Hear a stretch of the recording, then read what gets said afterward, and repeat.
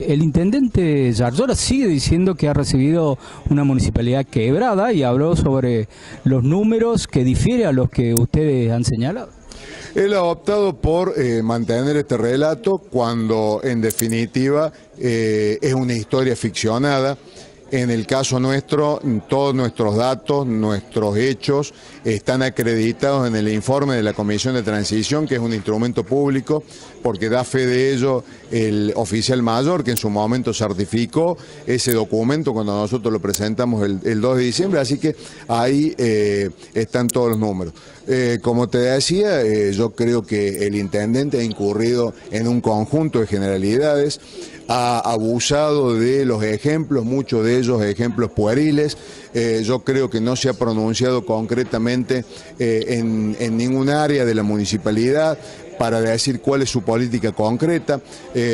Ha anunciado obras millonarias, tanto en obras viales como en saneamiento ambiental, cuando nos encontramos en una situación de emergencia económica por la ordenanza sancionada y propiciada por él mismo, que en definitiva todo este silencio en que ha incurrido el intendente, este silencio como política comunicacional, paradójicamente yo creo que se le ha vuelto en contra, porque en definitiva este cúmulo de generalidades no llevan claridad a lo que el vecino de Córdoba piensa de su gestión, suma más incertidumbre y en definitiva suma zozobra en la población de Córdoba. No, primero decirle a los cordobeses que han recibido la primera buena noticia: el intendente habla, tiene voz, no es mudo. Y la segunda, que es una profunda decepción por no haber dicho ni una sola palabra del impuestazo en Córdoba, que ya está operando ahora el vencimiento. El lunes muchos vecinos ya lo tienen que pagar.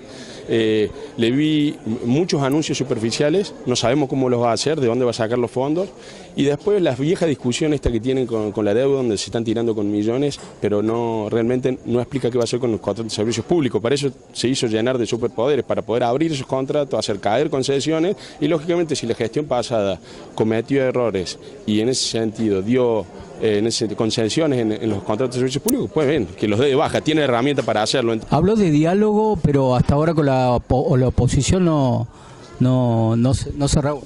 La verdad que no. La verdad que no, por ahí él cree que no es una prioridad, porque crea que los oficialismos se tienen que cerrar entre ellos solos para gobernar. Creo que es un grave error. Nosotros estamos para ayudarlo, hay muchos de nosotros que conocemos la ciudad, la caminamos, hemos tenido muchas propuestas y lógicamente creo que el camino es por ahí. Creo que recién a la hora y pico de discurso se acordó de la situación nacional, de crisis económica que se está viviendo, y creo que esto no puede dejarse pasar, justamente porque la ciudad que pintó, una ciudad de futuro, con tecnología, con avances, en un país que está discutiendo cómo está atado a los designios del Fondo Monetario Internacional, y esa es la política del gobierno de Alberto Fernández, y la que Schiaretti hoy, justamente en un tuit, luego del acompañamiento a las sesiones del gobierno nacional, ratificó. Entonces, eso por un lado, y después teniendo que escuchar cosas insólitas, como que el problema del déficit del transporte público es porque algunos pasajeros no pagan la tarjeta y la dejan con deuda, y no de los millones de pesos que se llevan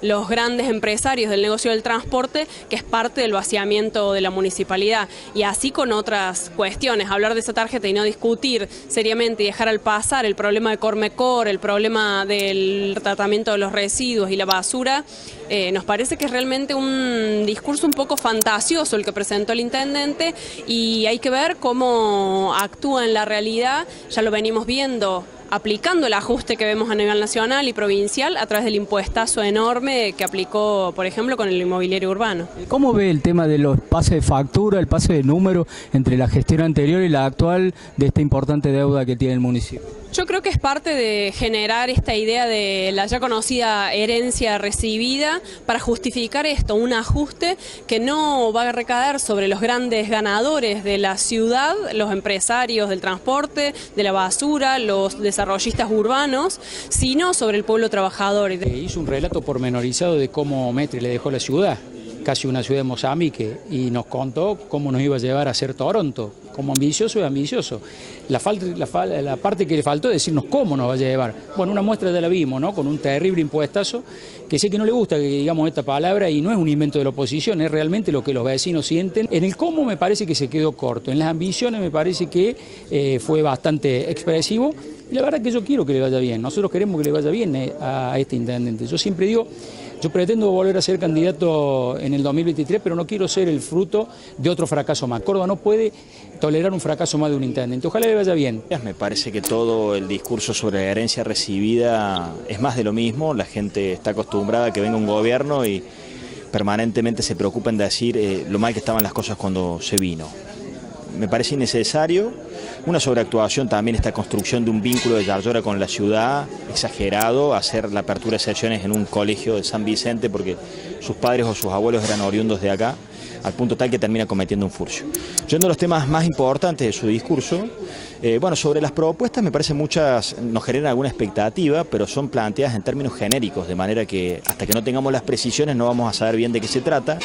Siempre es más importante lo que se hace que lo que se dice, de manera que estaremos a la espera. Sí es importante empezar a ver que él destaca, y es un dato muy objetivo, el tremendo apoyo de la provincia a la ciudad. En materia económica, en obras de cloaca, obras de agua, incluso la construcción de un nuevo CPC, es una obra que lleva adelante el gobierno de la provincia. Eso me parece un dato positivo para los cordobeses, sin importar y al margen de quién vaya a ser los méritos, digamos, ¿no?